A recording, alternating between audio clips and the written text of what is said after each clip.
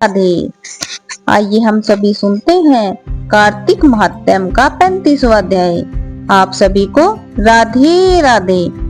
सोनक ऋषि ने पूछा, हे सूत जी, दूसरे द्वारा संकल्प दिया हुआ पुण्य ही लगता है या बिना दिए हुए भी मिलता है?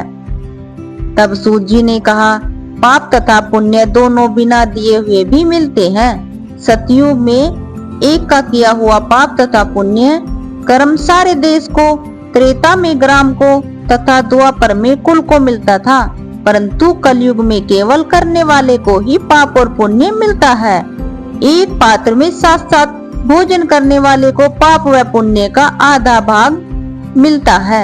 दूसरे की निंदा करने वाले, सुनने वाले अथवा चिंतन करने वाले को भी पाप पुण्य मिलता है। दूसरे का द्रव्य चुरा कर दान देने वाला पाप का भागी होता है। पाप या पुण्य का उपदेश करने वाले को छठा अंश प्राप्त होता है।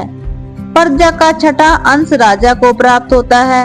इसी प्रकार शिष्य से गुरु, पिता से पुत्र तथा स्त्री से पति भी छठा अंश पाते हैं, परंतु स्त्री पति का आधा पुण्य पाती है। इस प्रकार बिना दिए भी एक दूसरे को पाप तथा पुण्य की प्राप्ति होती है। इस संबंध में अत्यंत पुण्य देने वाला एक प्राचीन इतिहास सुनो।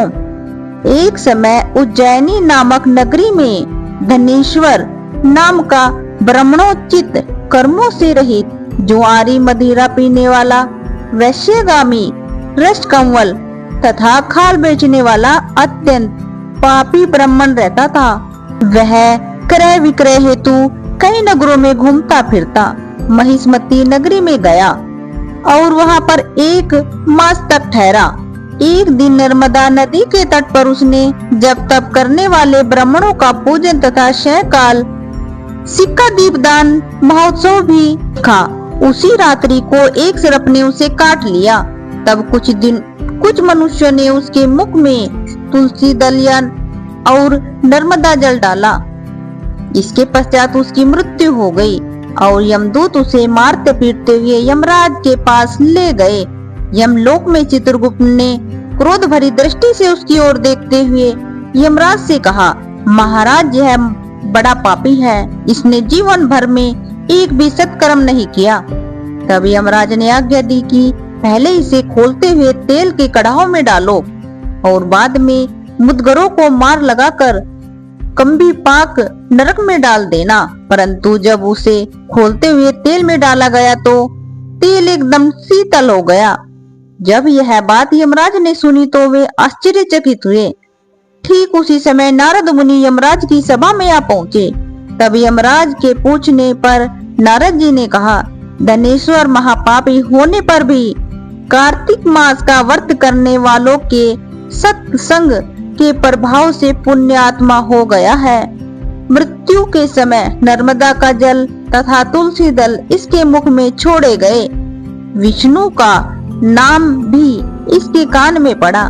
बस इसी कारण इसके सारे पाप श्रेय हो गए हैं। इतना कहकर नारद जी ब्रह्मलोक को चले गए। इसके पश्चात धनेश्वर कुबेर का अनुगामी धन यज्ञ हुआ, जिसके नाम से अयोध्या नगरी में भगवान गदाधर नाम का तीर्थ विख्यात हुआ।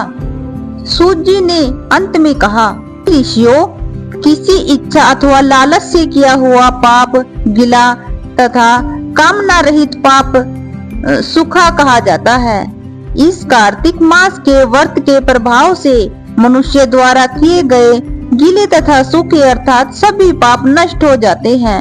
हे श्रोताओ, उस परमपिता परमात्मा की कृपा से यह कार्तिक मास महात्म्य संपूर्ण हुआ।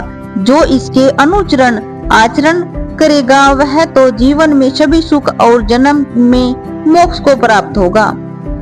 श्रद्धा पूर्वक इसे पढ़ने और सुनने वाला भी असीम पुण्य प्राप्त करेगा। बोलिए राधे राधे। इस प्रकार आप सभी ने कार्तिक महात्म्य का संपूर्ण अध्याय सुने हैं। आप सभी को राधे राधे।